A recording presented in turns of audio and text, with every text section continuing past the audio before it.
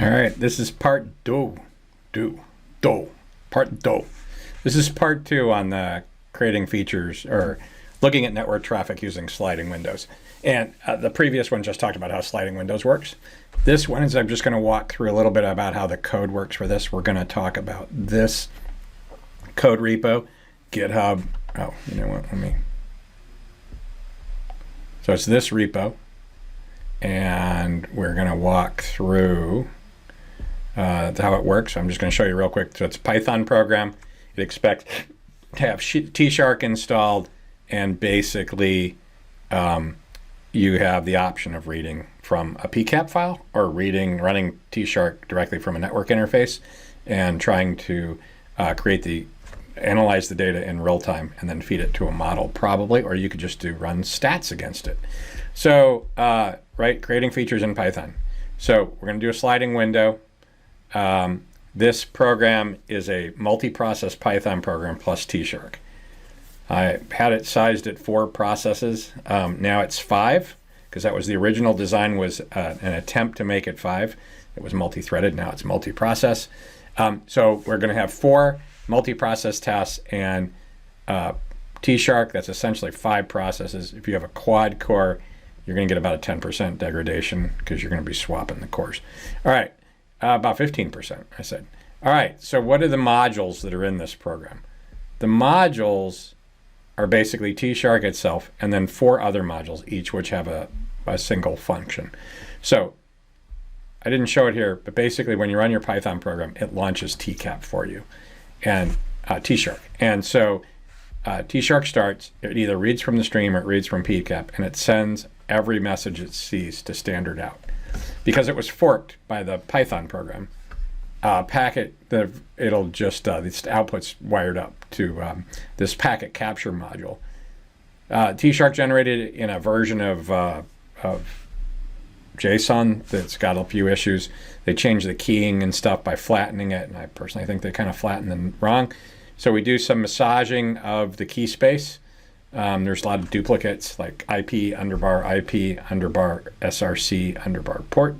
We convert that to IP dot source dot port or underbar port. So we convert the AK markup. We then make it an actual JSON object, which we convert to a dictionary. And then we take that dictionary, which is the original packet with the names converted, and we send it to a queue. That queue is then listened to by Packet Analyze. Packet Analyze has really 2 jobs, and one of them doesn't matter right now because the original code didn't do anything with the results.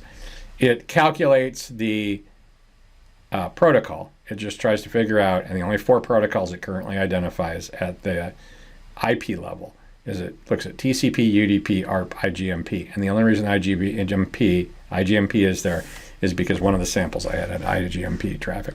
We could do all the protocols, but a lot of them just aren't useful for this. But that's something for addition. And we're going to update a data set. This should say data set, not data set. We're going to update a data set oriented statistics, but we don't do anything with those. So the key part is we get the packet, the ID, and the protocol. They go on a queue. The next one is the service identity. So the first one was the IP protocol. This one's actually going to do the higher level protocol. So it's going to identify things like, is this TLS? Is it HTTP? Is it SSH? It's not HTTPS, it's TLS. I'll fix that eventually. SSDP, web discovery. It figures all those out and it keeps counts. And then it basically sends that packet, the ID, the protocol, and the services identified into a topic. And the reason we do this is it is like 4 times faster to do it this way than do it single threaded, because it turns out we're just compute bound because tshark's that fast. So and then the last module is times and counts. So we're going to pick up the queue traffic, and what we do is we do window calculation. We look at the time in the packet. Is it in the current window? If it is not in the current window, there you go. If it's not in the current window, we're going to convert the window stats to a dictionary. We're going to write those to a CSV, and we're going to start a new window. And then we're going to come back into packet count. And is it in the window? If it's in the current window, if it's in the current window, then we are just going to update the window statistics, and we're done with this packet. And this thing will stream every packet through, and they all end right here. And then as time passes in the data stream, not in real time, as the time in the data stream passes, you'll see these rows get written out, each row, one row per window. And the rows look a little bit like this. I cannot get it in the blog article correctly because of the way the blog's written. But basically, like here, you can see, I'm going to make this a little smaller. So you can see we have like the number of TLS, the number of HTTP. There's a bunch of HTTP in here. The weird thing is, if I scroll right, you'll see that there are no TCP, and that's because it's actually a web service that uses HTTP over UDP. And then you can see what else we got. The number of a bunch of different service invocations, the number of DNS calls. We also get the number of ports that were used in that window, and the number of IP pairs, IPv6, IPv4. So this supports IPv4 and IPv6. Basically, all you need to do is run this thing with this. I got my malware pcap files from a couple websites. I recommend you download a few, run the Python code, see how this works. I think in here we talk it on my quad-core E7490. I get about 1,100 or 1,000 messages a second processed with this. If you have 5 cores or a faster machine, you can get better performance.